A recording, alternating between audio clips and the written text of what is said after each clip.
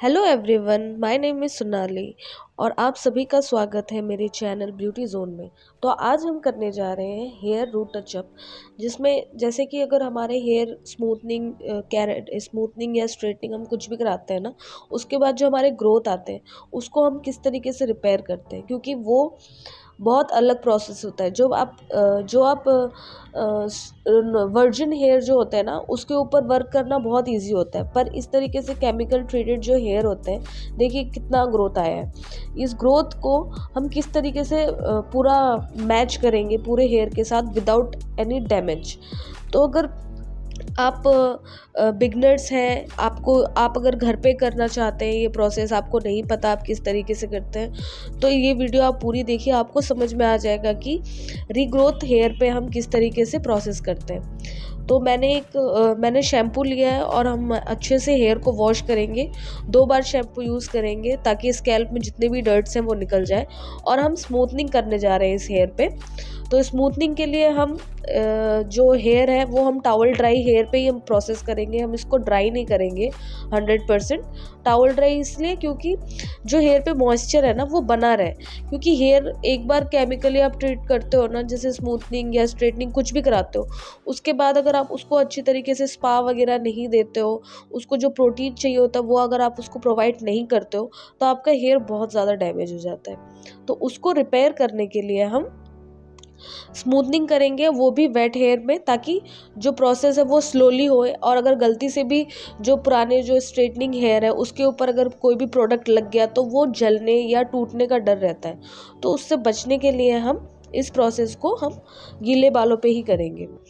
तो हम अच्छे से 2 बार शैम्पू करने के बाद इसको हम जितना एक्सेस पानी है उसको हम निकाल लेंगे, और उसके बाद अच्छी तरीके से हम टॉवल ड्राई कर देंगे। तो नीचे के जो हेयर है वो स्ट्रेट ही है, पर वो थोड़े से स्प्लिटेंस आ गए हैं, तो हम इसके ऊपर हम केराटिन भी करेंगे, ताकि जो पुराने स्ट्रेटनिंग हेयर है उसको भी थोड़ा प्रोटीन मिल जाए, क्योंकि उसके ऊपर हम वापस से हम स्ट्रेटनिंग नहीं करेंगे। तो मैंने स्पा क्रीम लिया है, और साथ में मैं जो स्मूथनिंग करूँगी वो है आपका लोरियल का एक्सटेंशो है। तो आपका जो रूट से जितना एरिया हमारा ग्रोथ आया है, जो हमारा वर्जिन हेयर है, जो अभी रीग्रोथ हुआ है न्यू हेयर, उस पे ही हम प्रोडक्ट लगाएंगे स्मूथनिंग का, और बाकी जो लेंथ बच रहा है उस पे हम हेयर स्पा लगाएंगे, ताकि वो थोड़ा सा मॉइस्चर हो जाए हेयर पे। तो जो मॉइस्चर है वो बना रहे, इसलिए हम उसके ऊपर स्पा का क्रीम यूज़ करेंगे। आप कोई भी कंपनी का स्पा क्रीम ले सकते हो, वो आपके क्लाइंट के बजट के ऊपर डिपेंड करता है, आपने कितना उससे पेमेंट लिया है, या वो आपको कितना पे कर रहे हैं, आप उस हिसाब से आप स्पा का क्रीम ले सकते हैं। तो इसमें कोई ऐसा नहीं है कि आप लोरियल का ही लें स्पा क्रीम, आप दूसरा भी कोई मैट्रिक्स वगैरह का भी स्ट्रिक्स का यूज़ कर सकते हैं। तो देखिए, हम रूट पे हम प्रोडक्ट नहीं लगाएंगे, रूट से थोड़ा सा छोड़ करके जो एक्स्ट्रा ग्रोथ आया है बस हम उसी पे लगाएंगे, हल्के से इमल्सिफाई करेंगे हेयर को। देखिए जिस तरीके से मैं कर रही हूँ, आप अगर आपको समझ एक बार में नहीं आ रहा है कि प्रोडक्ट किस तरीके से लग रहा है, तो आप रिवाइंड करके भी वीडियो देख सकते हैं कि मैंने किस तरीके से प्रोडक्ट लगाया है। अगर आप ध्यान से देखेंगे इस वीडियो को, तो आपको, अगर आप घर पे भी कर रहे हो स्मूथनिंग या फिर स्ट्रेटनिंग, तो आपको बहुत ईजी हो जाएगा करने के लिए। और हैंड ग्लव्स ज़रूर लगाएं, क्योंकि वो जो स्मेल होता है, जो केमिकल होता है ना, वो आपके हाथ बहुत डैमेज कर देता है। तो ग्लव्स उस अपने बचाव के लिए लगाइए, क्योंकि आपको हाथ से ही खाना खाना होता है, इसका स्मेल जाता नहीं है जल्दी। ठीक है, तो अच्छे से आप देखिए एमल्सिफाई मैंने किस तरीके से किया, जितना ग्रोथ आया है मैं उतने दूर पे ही आपका एक्सटेंशो का जो क्रीम है मैं वो उतना दूर ही लगा रही हूँ, स्ट्रेटनिंग क्रीम। और बाकी मैं लोरियल का जो क्रीम है हम उसको लगाएंगे। मैंने ये थोड़ा सा स्पीड कर दिया क्योंकि वीडियो बहुत लंबी चौड़ी हो जाती, तो इतना तो नहीं दिखा सकते, पर आप थोड़ा आराम से, अगर आप बिगनर हो तो आप थोड़ा आराम से काम करो। और कुछ टफ नहीं है, बहुत इजी है। अगर आप ध्यान से देखोगे वीडियो को तो आपको समझ में आ जाएगा किस तरीके से काम किया गया है।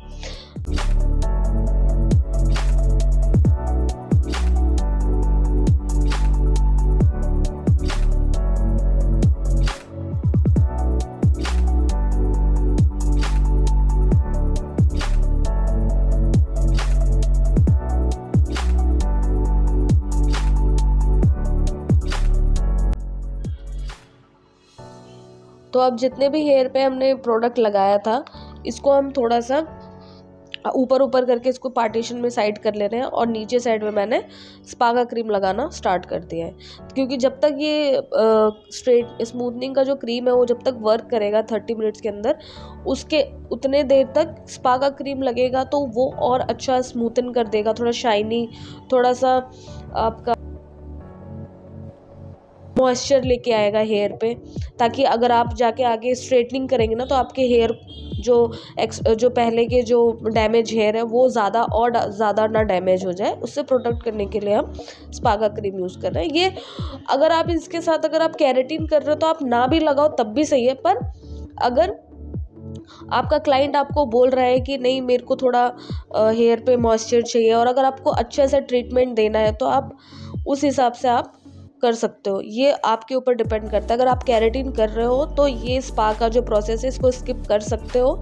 मैंने इस हेयर पे केराटिन भी किया है, पर तभी भी मैंने इनको थोड़ा मॉइस्चर के लिए मैंने स्पा का क्रीम दे दिया, क्योंकि नीचे का हेयर बहुत ज़्यादा ख़राब था और थोड़े थोड़े टाइम पे मैंने जो नीचे जिस साइड पे स्पा लगाया था वहाँ पे मैं पानी स्प्रे कर रही हूँ, क्योंकि स्ट्रेटनिंग का क्रीम और स्पा का क्रीम दोनों हम साथ पे यूज़ कर रहे हैं। तो गलती से अगर स्ट्रेटनिंग का क्रीम लग जाए नीचे जो पहले से जो डैमेज आपके हेयर है, केमिकली डैमेज जो हेयर है, जो स्ट्रेटनिंग हेयर है, उस पर अगर आपके स्ट्रेटनिंग क्रीम लग गया तो क्या होगा, आपका हेयर जो है वो थोड़ा सा वो जलना स्टार्ट हो जाएगा, और वो चीज़ ना हो उसीलिए हम थोड़ा थोड़ा पानी हम थोड़ी थोड़ी देर पे स्प्रे करते रहेंगे, ताकि अगर गलती से वो क्रीम कभी लग भी गया हो तो वो आगे वो अपना प्रोसेस ना करे, वो वहीं पे रुक जाए और आपके हेयर डैमेज ना हो।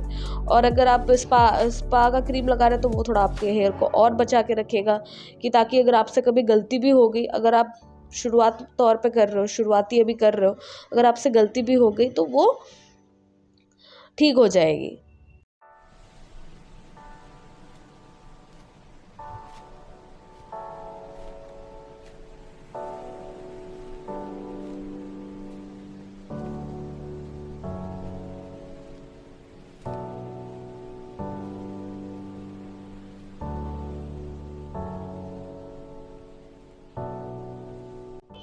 तो 30 मिनट्स के बाद हमने देख लिया टेक्सचर किस तरीके का है हमारा।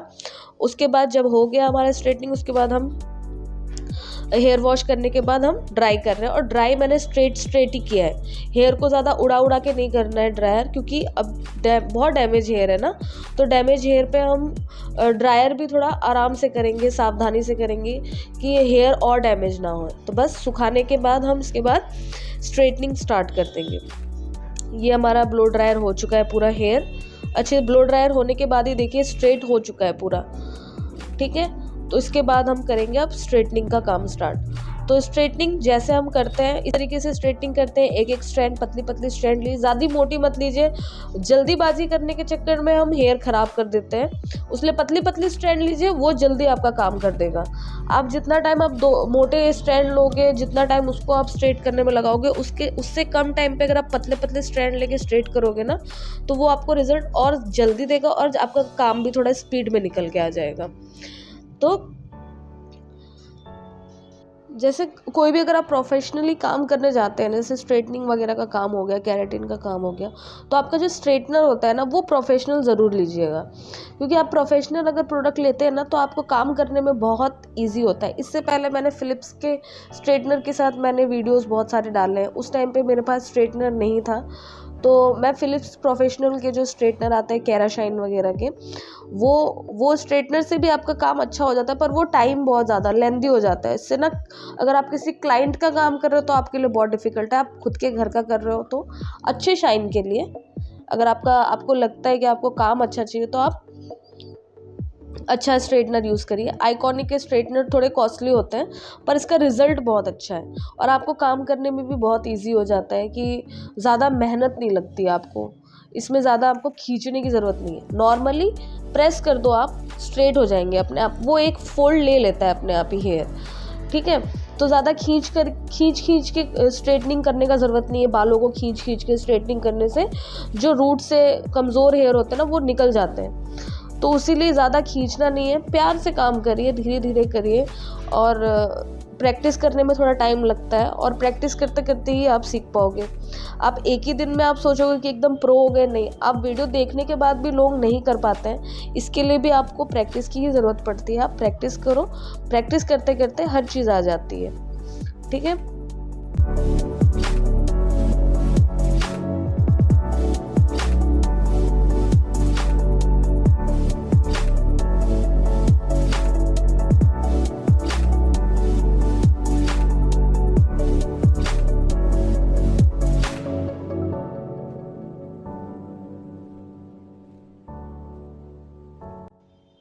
अब स्मूथनिंग हमारा हो चुका है और स्मूथनिंग स्ट्रेटनिंग करने के बाद, स्मूथनिंग का प्रोडक्ट लगाने के बाद, स्ट्रेटनिंग करने के बाद रिजल्ट देखिए इस तरीके का है। अब इस पे आप सोचो, अगर हम कैरेटीन कर देंगे तो वो और कितना अच्छा हेयर हो जाएगा। ठीक है। तो कैरेटीन का प्रोसेस मैं इस वीडियो पे नहीं दिखाऊंगी क्योंकि वीडियो बहुत बड़ी हो जाएगी। ठीक है। तो अभी स्मूथनिंग का खाली आप प्रोसेस देख लो, स्मूथनिंग करने के बाद हमारा किस तरीके का रिजल्ट आया है। तो स्मूथनिंग का जब स्ट्रेटनिंग हमने कर लिया, स्ट्रेटनिंग के बाद हम न्यूट्रलाइज़र लगाएंगे। न्यूट्रलाइज़र में आपको कोई डर के लगाने की ज़रूरत नहीं है, न्यूट्रलाइज़र थोड़ा अच्छे से लगाइए। स्कैल्प पे भी अगर गलती से लग जाता है तो कोई प्रॉब्लम नहीं, वो आपके स्कैल्प में कोई प्रॉब्लम नहीं क्रिएट करेगा। तो और इस पे 10 मिनट आप क्लाइंट को बोलिए कि एकदम जिस तरीके से वो, जिस पोजीशन पे वो बैठे हैं उसी तरीके से बैठे रहें, क्योंकि इस टाइम पे अगर फोल्ड लग जाएगा ना तो वो फिर निकालना बहुत मुश्किल है। ठीक है। अगर आपको थर्ड डे का वॉश किस तरीके से करते हैं नहीं पता है तो मैं इसके बाद आपको हेयर वॉश स्ट्रेटनिंग करने के बाद या रिबॉन्डिंग करने के बाद या कैरेटीन के बाद आप किस तरीके से हेयर वॉश करते हो, ठीक है, उसका मैं फुल डिटेल वीडियोस डालूंगी कुछ दिनों के अंदर। तो आपको पता चल जाएगा कि स्ट्रेटनिंग हेयर पे हम हेयर वॉश किस तरीके से करते हैं। और स्ट्रेटनिंग करने के बाद आप 48 आवर्स के बाद हेयर वॉश कर सकते हो। अगर 48 आवर्स के बाद आपके नहीं हो रहा है, क्लाइंट का टाइम नहीं मिल रहा, तो लास्ट 3 डेज़ के अंदर आपको हेयर वॉश करवानी है। और उससे ज़्यादा अगर आप रखोगे तो आपको प्रिकॉशन फॉलो करना पड़ेगा। आपको खुद को प्रॉब्लम है, हेयर खोल के रखना पड़ता है, हेयर को आप नॉट नहीं कर सकते हो, हेयर पे आप रबर नहीं लगा सकते हो, हेयर को कान के पीछे नहीं ले जाके रख सकते हो, तो आपको वो प्रॉब्लम कर जाता है। इसीलिए अगर आप इमरजेंसी में कभी होता है कोई क्लाइंट तो आप 48 आवर्स के बाद हेयर वॉश दे सकते हैं। और अगर 48 आवर्स के बाद नहीं तो आराम से आप थर्ड डे में दीजिए हेयर वॉश। और ये हमारा हो चुका है, 10 मिनट रखा था मैंने न्यूट्रलाइज़र, उसके बाद हेयर वॉश करने के बाद स्मूथनिंग का रिजल्ट इस तरीके का है। उसके बाद हम कैरेटीन करेंगे इस हेयर पे, तो उसकी वीडियोस मिल जाएगी आपको बहुत जल्दी। ठीक। अगर भी आपको मेरी वीडियोस अच्छी लगे तो प्लीज़ लाइक, शेयर, कमेंट और सब्सक्राइब ज़रूर किया करें। और मिलते हैं हम अगली वीडियो में बहुत ही जल्द। तब तक के लिए बाय बाय, टेक केयर।